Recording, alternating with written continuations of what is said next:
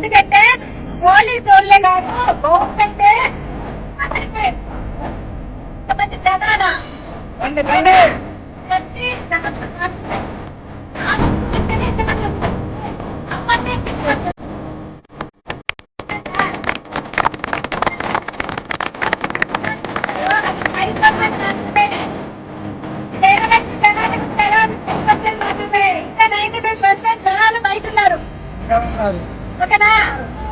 ఉన్నారు.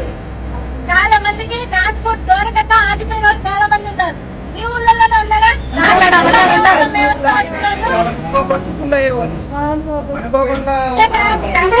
నాకు చాలా సంతోషంగా ఎందుకంటే మన లైఫ్ మన పిల్లల భవిష్యత్తు కాపాడుకోవడానికి కోసం మన ఎన్నైనా వెళ్తాము అని చెప్పి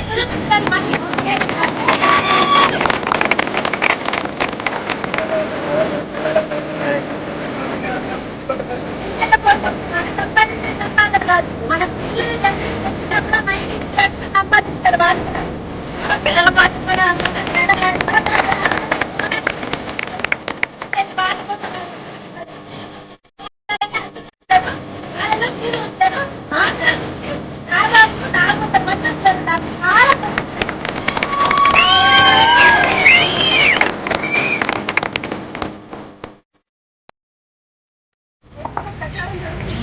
దీని నిమిత్తం ఎఫ్ఐఆర్ ఫైల్ అయింది అక్కడ.